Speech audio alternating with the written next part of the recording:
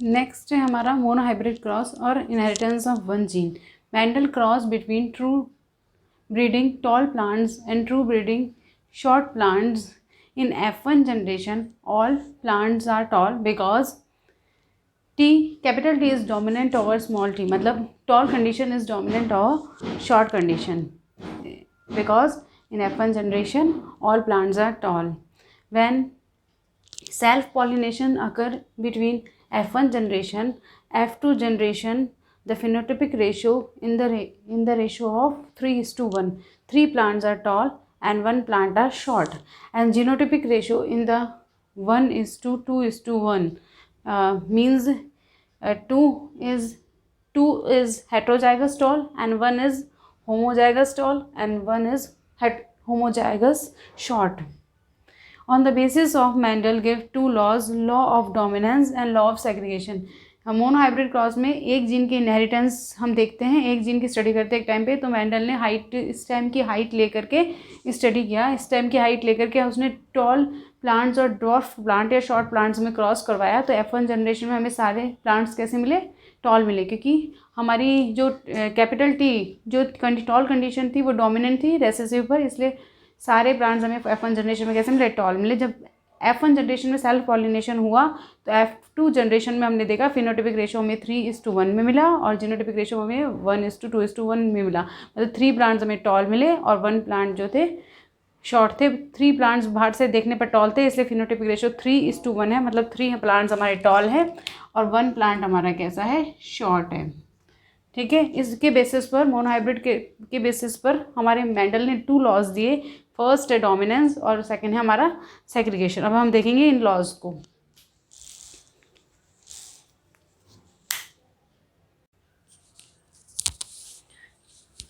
Next है हमारा monohybrid crosses पर हमारे मेंडल ने लॉज दिए। फर्स्ट है लॉ ऑफ डोमिनेंस।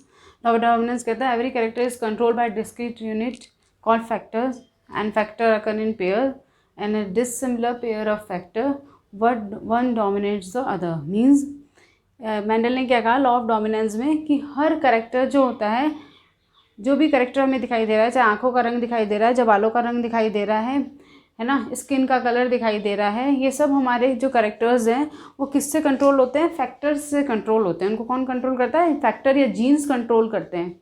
ठीक है, जैसे पेरेंट्स में जीन होंगे वैसे के ऑफस्प्रिंग में जीन्स आएंगे। जैसा हेयर कलर का जीन होगा, जैसा हाइट का जीन होगा, वैसा ही ऑफस्प्रिंग में जीन आएगा। तो फैक्टर्स, मेंडल ने कहा फैक्टर अकर इन पेयर्स। ये फैक्टर्स या जीन्स जो होते हैं हमेशा किस में मिलते हैं? पेयर्स में मिलते हैं। इन ए डिसिमिलर पेयर ऑफ फैक्टर, अगर हमारे जीन्स में जो अलील्स हैं वो डिफरेंट हैं तो उनमें से क्या होता है? एक जो होता है वो डोमिनेट करता है दूसरे को। मतलब जैसे कि हमने देखा अगर फैक्टर में 2 डिसिमिलर अलील्स हैं, मतलब सिमिलर नहीं है, एक कैपिटल टी है एक स्मॉल टी है। कैपिटल टी जो है वो टॉल को रिप्रेजेंट करता है और स्मॉल टी जो है हमारे शॉर्ट को रिप्रेजेंट करता है। ठीक है, अगर इनमें से क्या होता है, अगर डिसिमिलर पेयर ऑफ फैक्टर्स हैं तो उनमें से एक जो है वो दूसरे को क्या करता है? डोमिनेट करता है। जो डोमिनेट करता है वो ही क्या होता है? ऑफ नई जो जनरेशन है उसमें एक्सप्रेस होता है, उसके करेक्टर्स ही एक्सप्रेस होते हैं। जैसे कैपिटल टी है वो डोमिनेट करता है, तो कैपिटल आने वाली जनरेशन में कौन से करेक्टर्स होंगे? टॉल ही होंगे, क्योंकि कैपिटल टी क्या है? डोमिनेट है। ये मेंडल ने लॉ दिया था, लॉ ऑफ डोमिनेंस। सेकंड था हमारे लॉ ऑफ सेग्रीगेशन, और इसको प्योरिटी ऑफ गैमेट्स भी कहते थे। मेंडल ने कहा कि हाँ, एक इंडिविजुअल में एक जीन के अंदर 2 अलील प्रेजेंट होते हैं। एक जीन के अंदर हमारे कितने प्रेजेंट है? 2 अलील्स प्रेजेंट है, लेकिन इन दोनों की मिक्सिंग और ब्लेंडिंग नहीं होती है। हमें एक जनरेशन में एक ही कैरेक्टर दिखाई देगा, लेकिन इसका मतलब ये नहीं है कि दोनों की मिक्सिंग होकर के वो प्रोड्यूस हुआ है, ऐसा नहीं है। एक जीन के अंदर अगर दोनों डिसिमिलर है, सिमिलर नहीं है, दोनों अलग अलग हैं, तो उनकी मिक्सिंग नहीं होती है, वो अपना अपना एग्जिस्टेंस रखते हैं। ठीक है, लेकिन एक डोमिनेट करता है, जो डोमिनेट होता है उसका ऑफस्प्रिंग में कैरेक्टरिस्टिक्स आती हैं।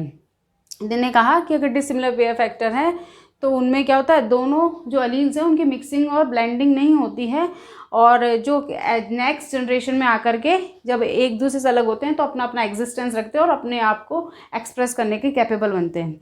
इन्हें देखा कि this law is based on the fact that the 2 factors of a character present in an individual do not get mixed up and both the traits are recovered as such in the F2 generation, though one of them is not seen in the F1 stage. हमने देखा कि F1 stage में हमें केवल F1 stage में हमने देखा Mendel के मोनोहाइब्रिड क्रॉस में कि F1 स्टेज में हमें केवल टॉल ही प्लांट्स दिखाई दे रहे थे, क्योंकि कैपिटल T जो था वो डोमिनेट था स्मॉल t के ऊपर, इसलिए हमें F1 स्टेज में केवल क्या हुआ, टॉल कंडीशन दिखाई दी। लेकिन F2 स्टेज में हमने देखा कि टॉल और शॉर्ट दोनों टाइप के प्लांट्स मिले थे हमें F2 जनरेशन में। ऐसा क्यों हुआ? क्योंकि जब F2 जनरेशन में इनके गैमेट्स बने तो ये कैपिटल T स्मॉल t से अलग हो गया, और ये फ्री रहा कि ये कैपिटल T के साथ मिले या फिर स्मॉल t के साथ मिले। और F2 जनरेशन में हमें दोनों कैरेक्टर्स इसलिए दिखाई दिए क्योंकि दोनों का एग्जिस्टेंस अपना अपना, इसमें कैपिटल T का अपना एग्जिस्टेंस था और स्मॉल t का अपना एग्जिस्टेंस था। इसलिए ही हमें इसे क्या कहते हैं, लॉ ऑफ सेग्रीगेशन, मतलब एक दूसरे से सेग्रीगेट होने के लिए ये क्या है, फ्री है, और इसे ही हम क्या कहते हैं, प्योरिटी ऑफ गैमेट्स कहते हैं। आप स्क्रीन का स्क्रीनशॉट ले सकते हैं या पॉज करके अपना नोट डाउन कर सकते हैं।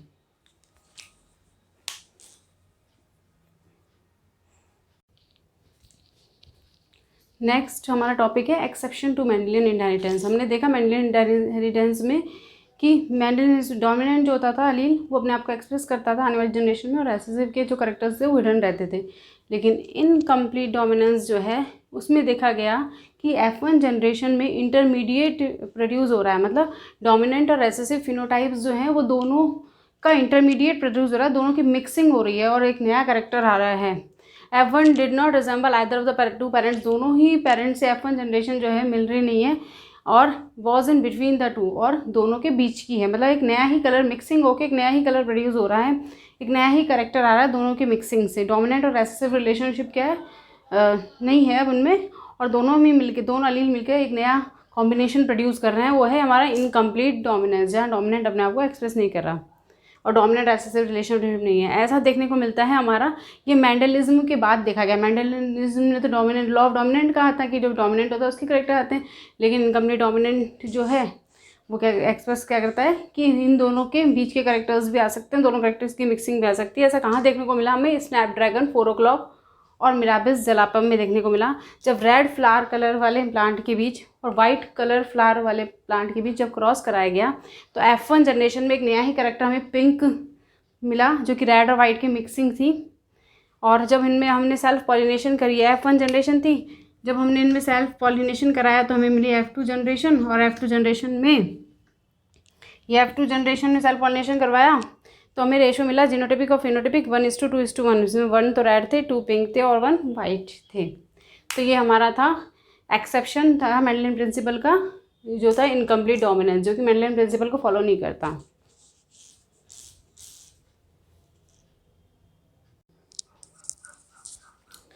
नेक्स्ट एक्सेप्शन है मेंडलियन प्रिंसिपल का हमारे कोडोमिनेंस। कोडोमिनेंस में क्या होता है, F1 जो जनरेशन है उसमें दोनों के मिक्सिंग नहीं होती, इसमें दोनों के करेक्टर्स जो होते हैं वो F1 जनरेशन में आ जाते हैं हमारे, मतलब in F1 hybrid both alleles express themself equally and there is no mixing of the effect of the both alleles, दोनों की मिक्सिंग नहीं होती है, दोनों अपने आप को इक्वली एक्सप्रेस करते हैं। यहाँ पे डोमिनेंट और रेसेसिव रिलेशनशिप जो मेंडल ने बात की थी वो खत्म हो जाती है, ना कोई डोमिनेंट है ना कोई रेसेसिव, दोनों ही हमारे एक साथ F1 जनरेशन में अपने आप को एक्सप्रेस कर रहे हैं। ठीक है, इसका जो बेस्ट एग्जांपल है वो मिलता है हमें ABO ब्लड ग्रुप सिस्टम जो हमारे मिलता है बॉडी में, ह्यूमन बॉडी में, उसमें देखने को मिलता है कोडोमिनेंस का। इसमें जो ब्लड ग्रुप होता है वो RBC की सरफेस पर जो शुगर प्रेजेंट होती है उससे डिसाइड होता है। अगर A टाइप की शुगर है RBC की सरफेस पर तो A ब्लड ग्रुप होगा, अगर B टाइप की शुगर है प्रेजेंट RBC की सरफेस पर तो B ब्लड ग्रुप होगा, अगर A और B दोनों ही प्रेजेंट है शुगर RBC की सरफेस पर तो AB ब्लड ग्रुप होगा। 4 टाइप के ब्लड ग्रुप देखने को मिलते हैं ह्यूमन बीइंग में। एक तो मिलता है हमें A ब्लड ग्रुप, एक मिलता है B ब्लड ग्रुप, एक मिलता है AB ब्लड ग्रुप और एक मिलता है O ब्लड ग्रुप। अगर A हमारे RBC की सरफेस पर A है एंटीजन या शुगर प्रेजेंट है तो A blood group, B sugar present है तो B ब्लड ग्रुप, और A और B दोनों है तो AB ब्लड ग्रुप, और कोई भी शुगर प्रेजेंट नहीं है तो ब्लड ग्रुप होता है O। तो 4 टाइप के ब्लड ग्रुप्स देखने को मिलते हैं, A, B, AB और O। अगर एक पेरेंट से हमें मिल रहा है अलील, आइए हमने बताया कि कोई भी जीन जो होता है वो किसी भी कैरेक्टर के लिए रेस्पॉन्सिबल होता है, यहाँ तक कि ब्लड ग्रुप के लिए भी हमारे जीन रेस्पॉन्सिबल होते हैं। तो जीन कैसे बनता है, 2 अलील से बनता है, एक पेरेंट से एक अलील आएगा, दूसरे पेरेंट से दूसरा मेल पेरेंट से एक अलील आएगा, दूसरे फीमेल पेरेंट से एक अलील आएगा। जैसे अगर एक पेरेंट से हमें IA अलील मिला है, दूसरे पेरेंट से IA अलील मिला है, तो जो जीनोटाइप होगा ऑफस्प्रिंग में वो होगा IA। और ऐसी कंडीशन में जो ब्लड ग्रुप होगा ऑफस्प्रिंग का वो होगा A, क्योंकि A और A जो है दोनों एंटीजन मिले हैं हमें, A और A अलील्स मिले हैं, तो A ब्लड ग्रुप होगा। और एंटीजन कौन सा प्रेजेंट होगा? A एंटीजन प्रेजेंट होगा। अगर एक पेरेंट से अलील मिला है IA और दूसरे पेरेंट से मिला है हमें, दूसरे पेरेंट से फीमेल पेरेंट से मिला है IB, तो इस कंडीशन में जीनोटाइप क्या होगा ऑफस्प्रिंग का? IA IB। हाँ, और क्या ब्लड ग्रुप होगा? AB ब्लड ग्रुप होगा, जिसमें कि A और B दोनों एंटीजन प्रेजेंट होंगे। अगर एक पेरेंट से हमें मिला है IA अलील, दूसरे पेरेंट से कोई अलील नहीं मिला है, ठीक है, स्मॉल I कंडीशन मिली है, तब क्या होगा? तो ब्लड ग्रुप A ही होगा। और सरफेस पर कौन सा एंटीजन होगा? A एंटीजन प्रेजेंट होगा। अगर एक पेरेंट से हमें IB अलील मिला है, दूसरे पेरेंट से IA मिला है, तो कौन सा होगा? IA IB कंडीशन होगी। और ऑफस्प्रिंग का ब्लड ग्रुप क्या होगा? AB होगा, जिसमें A और B दोनों एंटीजन प्रेजेंट होंगे। अगर एक पेरेंट से हमें IB अलील मिला है, दूसरे पेरेंट से भी IB अलील मिला है, तो जो ऑफस्प्रिंग होगी उसका जीनोटाइप क्या होगा? IB IB। और इस कंडीशन में ऑफस्प्रिंग का ब्लड टाइप क्या होगा? B। अगर एक पेरेंट से हमें IB अलील मिला है, दूसरे पेरेंट से हमें स्मॉल I कंडीशन मिली है, मतलब स्मॉल I कंडीशन मिली है, तब क्या होगा जीनोटाइप ऑफस्प्रिंग का? IB small I। और एंटीजन क्या होगा? Capital B। और ब्लड ग्रुप क्या होगा? B। और स्मॉल I कंडीशन है, मतलब कोई भी ना तो एंटीजन A प्रेजेंट है ना एंटीजन B अलील प्रेजेंट है, और स्मॉल I कंडीशन है तो कोई एंटीजन नहीं होगा, और ब्लड ग्रुप क्या होगा? O होगा। अगर A प्रेजेंट है एंटीजन या A शुगर प्रेजेंट है RBC के सरफेस पर, तो A ब्लड ग्रुप हो गया। और दोनों प्रेजेंट है, ये AB जो ब्लड ग्रुप है यहाँ पे कोडोमिनेंस का एग्जांपल है, जहाँ A और B जो हैं इक्वली एक दूसरे को एक्सप्रेस कर रहे हैं सरफेस पर। A और B दोनों एक साथ RBC के सरफेस पर शुगर प्रोड्यूस कर रहे हैं, दोनों में कोई डोमिनेंट रेसेसिव रिलेशनशिप नहीं है। ये कोडोमिनेंस का हमारे एग्जाम्पल है AB ब्लड ग्रुप। अगर कोई भी शुगर प्रेजेंट नहीं है तो हमारे ब्लड ग्रुप कौन सा हो जाएगा? O blood group. यहाँ पे ब्लड ग्रुप ये सिस्टम हमें देखने को मिलता है, एक कोडोमिनेंस का बेस्ट एग्जांपल है।